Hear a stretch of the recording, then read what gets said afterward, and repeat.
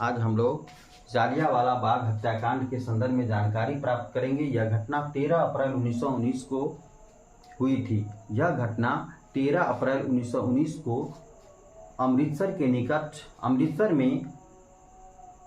अमृतसर में स्वर्ण मंदिर के निकट जालियांवाला बाग क्षेत्र में यह घटना हुई थी, जिसे हम जालियांवाला बाग हत्याकांड कहते हैं। इसमें हजारों व्यक्ति की मृत्यु हुई थी। इस घटना में हजारों लोगों की मृत्यु हुई थी। यह घटना रॉलेट एक्ट के विरोध में पूरे देश में 6 अप्रैल 1919 को देशव्यापी हड़ताल आयोजित करने का निर्णय लिया गया था। रॉलेट एक्ट के विरोध में 6 अप्रैल 1919 को देशव्यापी हड़ताल आयोजित करने का निर्णय लिया गया था। इस अधिनियम के तहत भारतीयों को किसी भी हाल में गिरफ्तार किया जा सकता था। 6 अप्रैल 1919 को देशव्यापी हड़ताल आयोजित करने का निर्णय लिया गया था और 9 अप्रैल 1919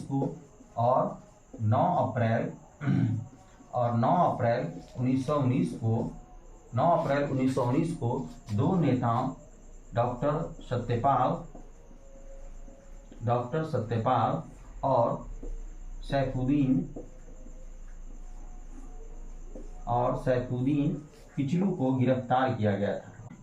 दो नेता डॉक्टर सत्यपाल और सैफुद्दीन किचलू को गिरफ्तार किया गया था।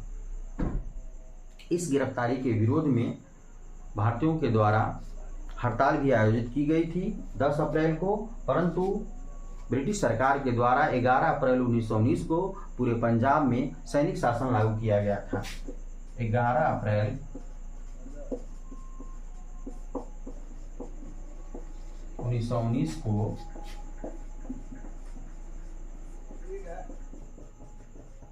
सैनिक शासन लागू किया गया था। 11 अप्रैल 1919 को पंजाब में सैनिक शासन लागू कर दिया गया था।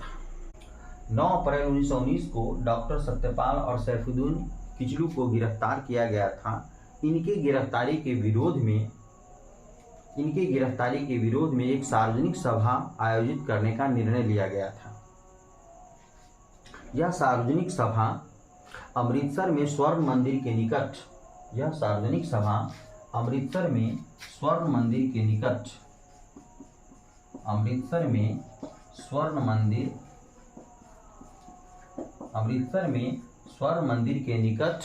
जालियांवाला बाग में सार्वजनिक सभा आयोजित करने का निर्णय लिया गया था। 9 अप्रैल 1919 को डॉक्टर सत्यपाल और सैफुद्दीन किचलू की गिरफ्तारी हुई थी। उनके गिरफ्तारी के विरोध में सार्वजनिक सभा आयोजित करने का निर्णय लिया गया था। 13 अप्रैल 1919 को अमृतसर में स्वर्ण मंदिर के निकट जालियांवाला बाग में सार्वजनिक सभा आयोजित की गई थी। यह दिन बैसाखी का दिन था। शांतिपूर्ण चल रही सभा में जनरल ओ डायर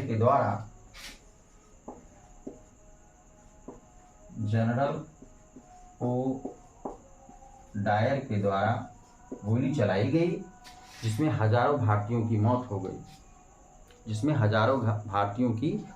गई। इस घटना को ही जालियांवाला बाग हत्याकांड कहते हैं। गोली चलाने का आदेश आर.एच. डायर ने दिया था और गोली जनरल ओडायर के द्वारा चलाई गई थी। इसी घटना को जालियांवाला बाग हत्याकांड कहते हैं।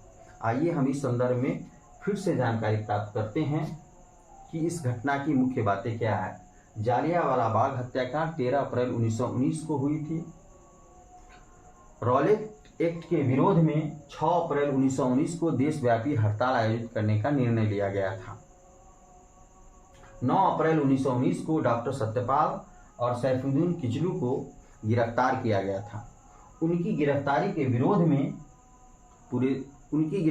विरोध में उस क्षेत्र में हड़ताल आयोजित की गई थी। ब्रिटिश सरकार के द्वारा दमनात्मक कार्रवाई करते हुए 11 अप्रैल 1919 को पंजाब में सैनिक शासन लागू कर दिया गया। पंजाब में 11 अप्रैल 1919 को सैनिक शासन लागू कर दिया गया। डॉक्टर सत्यपाल और सैफुद्दीन किचलू डॉक्टर सत्यपाल और सैफुद्दीन किचलू की गिरफ्तारी के विरोध में सार्वजनिक सभा आयोजित करने का निर्णय लिया गया। यह सभा अमृतसर में स्वर्ण मंदिर के निकट 13 अप्रैल 1919 को जालियांवाला बाग में आयोजित की गई। शांतिपूर्ण चल रही सभा में जनरल ओडायर के द्वारा गोली चलाई गई, जिसमें हजारों भारतीयों की मौत हो गई और इसी घटना को हम जालियांवाला बाग हत्याकांड कहते हैं। यह घटना 13 अप्रैल 1919 को हुई थी। इस घटना को हम जालियांवाला बाग हत्याकांड कहते हैं। आशा करते हैं कि आपको सभी बातें इसमें समझ आ गई होगी। जो भी पॉइंट है, जो भी व्यक्ति के नाम हैं, जो भी वर्ड्स लिखे गए हैं, उसे आप याद कीजिए, उसे आप ध्यान से पढ़िए, ध्यान से सुनने का प्रयास कीजिए और याद रखिए, ताकि एग्जाम में किसी प्रकार का कोई प्रॉब्लम नहीं। जालियांवाला बाग हत्याकांड 13 अप्रैल 1919 को हुआ। जालियांवाला बाग हत्याकांड 13 अप्रैल 1919 को हुआ। बाद में पूरे देश में इस घटना की निंदा की गई। बाद में 1920 में गांधी जी के द्वारा कैसरे हिंद की उपाधि वापस कर दी गई। गांधी जी के द्वारा 1920 में कैसरे हिंद की उपाधि वापस कर दी गई। साथ ही रविन्द्रनाथ टैगोर के द्वारा सर या नाइट की उपाधि वापस कर दी गई। इसके साथ साथ रविन्द्रनाथ टैगोर के द्वारा सर या नाइट की उपाधि वापस कर दी गई। शंकरन नायर कांग्रेस के पूर्व अध्यक्ष थे एवं वायसराय की कार्यकारिणी के सदस्य थे। शंकरन नायर कांग्रेस के पूर्व अध्यक्ष थे एवं वायसराय की कार्यकारिणी के सदस्य थे। इन्होंने अपने पद से इस्तीफा दे दिया, इन्होंने अपने पद से त्याग दे दिया। ब्रिटिश सरकार के द्वारा इस घटना की जांच के लिए हंटर समिति गठित की गई। ब्रिटिश सरकार के द्वारा जालियांवाला बाग हत्याकांड की जांच के लिए हंटर आयोग गठित किया गया और कांग्रेस के द्वारा भी एक कमेटी गठित किया गया, जिसका नाम पंडित मदन मोहन मालवीय कमेटी रखा गया। कांग्रेस के द्वारा भी एक कमेटी गठित किया गया, जिसका नाम पंडित मदन मोहन मालवीय कमेटी रखा गया और पंडित मदन मोहन मालवीय कमेटी का रिपोर्ट गांधी जी के द्वारा तैयार किया गया। गांधी जी ने इस घटना से आहत होकर के कहा था कि पलासी ने ब्रिटिश साम्राज्य की नींव रखी, जिसे अमृतसर ने हिला दिया। तो इस घटना की मुख्य बात यह हुई कि इस घटना के बाद 1920 में गांधी जी ने कैसरे हिंद की उपाधि वापस कर दी। साथ ही साथ रविन्द्रनाथ टैगोर ने सर या नाइट की उपाधि वापस कर दी। शंकरन नायर के द्वारा अपने पद से इस्तीफा दे दिया गया। ये कांग्रेस के पूर्व अध्यक्ष एवं वायसराय कार्यकारिणी के सदस्य थे। वायसराय कार्यकारिणी के पद से इन्होंने अपना त्यागपत्र दे दिया। सरकार के द्वारा हंटर कमेटी गठित की गई इस घटना की जांच के लिए और कांग्रेस के द्वारा इस घटना की जांच के लिए पंडित मदन मोहन मालवीय कमेटी गठित किया गया और जिसका रिपोर्ट गांधी जी के द्वारा लिखा गया। और इस घटना पर गांधी जी ने कहा था कि पलासी ने ब्रिटिश साम्राज्य की नींव खड़ी की और अमृतसर ने इसे हिला दिया। धन्यवाद। आशा करते हैं कि जलियांवाला बाग हत्याकांड के संदर्भ में पूरी जानकारी आपको दे दी गई है।